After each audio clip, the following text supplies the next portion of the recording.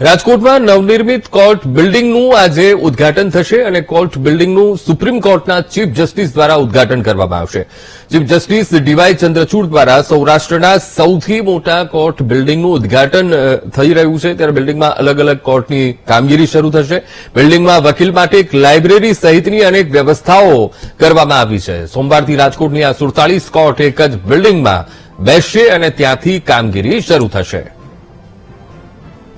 વકીલો માટે લાઇબ્રેરી સહિતની પણ અનેક વ્યવસ્થાઓ અહીંયા ઉભી કરવામાં આવી છે। રાજકોટની 47 કોર્ટ હવે એક જ બિલ્ડિંગમાં અને આ નવનિર્મિત કોર્ટ બિલ્ડિંગનું ઉદ્ઘાટન ચીફ જસ્ટિસ સુપ્રીમ કોર્ટના ચીફ જસ્ટિસના હસ્તે થવા જઈ રહ્યું છે, ત્યારે ડીવાય ચંદ્રચૂડ દ્વારા આ ઉદ્ઘાટન કરાયું અને અદ્યતન સુવિધાઓથી એ સજ્જ હશે। અલગ અલગ કોર્ટની કામગીરી શરૂ થશે, ત્યારે વકીલો માટે પણ એક લાઇબ્રેરી સહિતની અનેક વ્યવસ્થાઓ એક જ આ સંકુલમાં ઉભી કરવામાં આવી છે।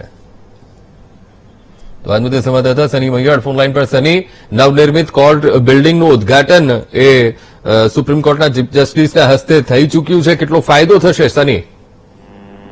અંકુર, ટૂંક સમયમાં અત્યારે રાજકોટની નવી કોર્ટનું ઉદ્ઘાટન છે તે થવા જઈ રહ્યું છે। રાજકોટમાં 120 કરોડના ખર્ચે આધુનિક સુવિધાઓ સાથે એક નવી કોર્ટ બિલ્ડિંગ બનવામાં આવી છે। ઘંટેશ્વર પાસે આ કોર્ટ બિલ્ડિંગનું ઉદ્ઘાટન થશે। હવે રાજકોટ શહેરમાંથી શહેરની બહાર આ જ્યારે નવી કોર્ટનો આજથી પ્રારંભ થવા જઈ રહ્યો, ઉદ્ઘાટન થવા જઈ રહ્યું હોય ત્યારે આધુનિક બિલ્ડિંગના અવનવા જોરના દ્રશ્યો આપ જોઈ શકો છો।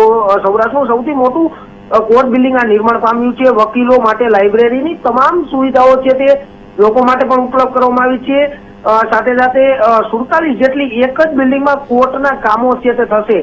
આજે જે સુપ્રીમ કોર્ટના ચીફ જસ્ટિસ ડીવાય ચંદ્રચૂડના હસ્તે આ જયારે નવું કોર્ટ બિલ્ડિંગ ખુલ્લું મૂકવામાં આવશે, ત્યારે ટૂંક સમયમાં જ આ કોર્ટ બિલ્ડિંગને ખુલ્લું મૂકવાની તૈયારીઓ છે તે શરૂ કરવામાં આવી રહી છે। ત્યારે અંકુર, રાજકોટના આ કોર્ટ બિલ્ડિંગના આધુનિક આજે ડ્રોન દ્રશ્યો છે તે જોઈ શકાય છે કે સૌરાષ્ટ્રને ક્યાંક હાઈકોર્ટની બેનની માંગણી થઈ રહી છે।